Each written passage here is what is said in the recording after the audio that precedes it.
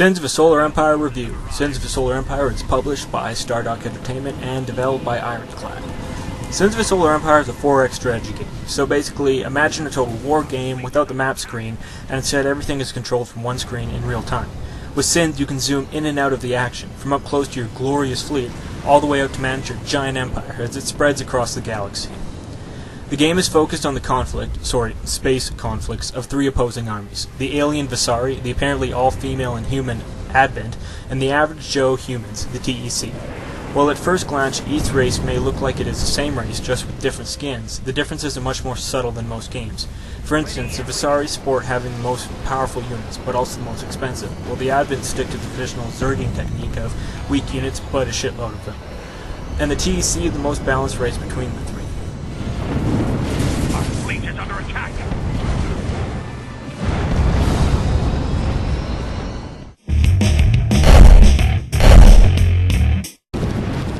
Each race has its own unique technologies and abilities. For instance, the Visari can build Stargate-like structures to directly link planets together via the space warp tunnels. These warp tunnels are usually only between planets themselves, so you can imagine that's pretty useful for quick deployment of a fleet. While the TEC can build an orbiting shield generator that help protect the planet during a siege. Each race has a special approach to general combat. For instance, the Advent favor more alien beam weapon armament, the Visari love their missiles, and the TEC just like bringing big guns to the game. Now, let's talk single player.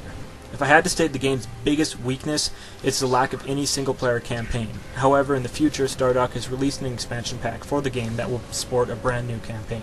Despite lacking a campaign, that doesn't necessarily mean the single player is non-existent. The AI in a single player match will send you missions to do in order to gain your trust and favor, and there's always the pirate system to manipulate. By sending a bounty on another player to the pirates, they will raid the player, unless of course the bounty on yourself or someone else is higher, in which case they'll go attack that player instead. It adds an interesting level of depth as the pirates' attacks are only equal to the amount of funding they receive, and gives you a way to weaken your allies without having to do the dirty work for yourself, and of course without having to declare war. This pirate system is also present in multiplayer matches. The AI for this single player is quite challenging, but suffers from some problems. The biggest one being that you can get into a real kind of trench warfare with them, because if you present a larger force to their force in any kind of planet, they will immediately retreat, and simply keep doing that the moment your fleet warps into a system. It's not game-breaking, and it certainly makes sense that the AI will retreat when outmatched, but it can become a bit annoying when you simply spend your time attacking their base, retreating, having them attack your base, and then watching them retreat the moment you come to defend it. You don't really get any real combat going on. The general gameplay is similar to many RTSs. You start off in a corner of space with a planet, or maybe a few, and a couple ships. From there you start expanding outwards, taking planets that are defended by some weak NPC armies. Adding those planets to your empire, you develop them, start mining the resources on the adjacent asteroids, build up some defensive measures and buildings. Now, some maps are pretty small, and you're going to get into action against other players fairly quickly, while other maps are huge, and by huge, I mean entire galaxies. This means you can build up some pretty epic-sized fleets for awesome space battles against your opponents. Each map also has multiple solar systems, and you have to tech up in order to warp to these solar systems. Further still, some maps have wormholes that divide entire systems, and again require you to tech up to jump through them. These barriers can provide some interesting strategic opportunities, as you'll want to quickly gain control of the solar system that these wormholes are in, and will show you the depth of the combat in the game. And that combat, it's definitely worth seeing. Our ships have left phase space.